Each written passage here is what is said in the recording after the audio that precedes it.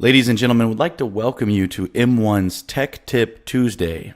My name's Kasey. Thanks for joining me. And today we're going to go over the change ID functionality inside of M1, as well as the change log. So let's go ahead and get started. All right, so the first thing we're going to do is we're going to click on the Tools folder in the folder list. And from there, we're going to go to the Set Next ID Change Log feature. Now this pulls up an entire list of not only the current IDs that are assigned in the system to each individual module here in M1, but this is just really an entire list in terms of the functionality, how it's all set up, whether it's alphanumeric, etc. And just nice to have it all in one place, a full listing where you can go through and set the values that you wish to set for the modules that you wish to. Now in our example today, I'm going to type in sales here up at the top in the search, and that brings me to all the sales orders. That brings me to sales orders here down at the bottom. And what I'm going to do from here is double click on the module for which I want to make the change to. So in this case, it's going to be the sale order. And immediately we're presented with the next ID right off the bat that is coming from within the system, right? This is by default. So I'm going to set it to my own value, whatever value or convention, naming convention that my company chooses to use. And then I'm going to come down here to the numeric only field, and I'm going to select no, because my next ID is not just made up of numbers, right? I've got some characters in there as well.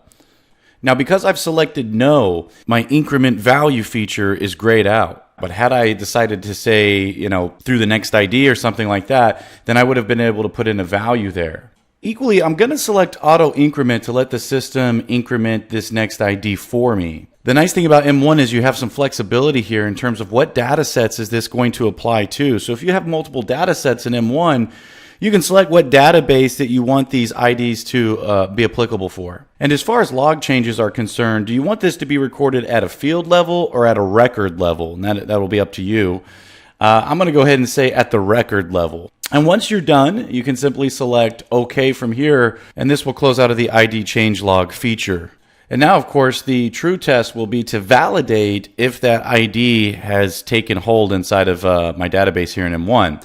So I'm going to go up to Sales Order Management and select Sales Order Entry. And right there off the bat, as you can see, the next ID that is given from the system is the value that we had set. So definitely so, the ID has taken hold. And if I were to select New, you would see the auto increment feature kick in that we had set up earlier. So selecting New, and we can see how that value does indeed change.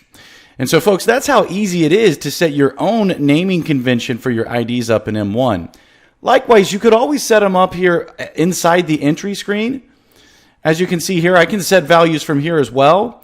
But it's nice to know that you have sort of one place that you can go to, and you can see all of the entry screens, see the current IDs that are listed, and then go there and make the changes that you wish to change. That being said, you guys, again, my name's Kasey. That's all for today's Tech Tip Tuesday. Thanks for joining me, and we'll see you next time.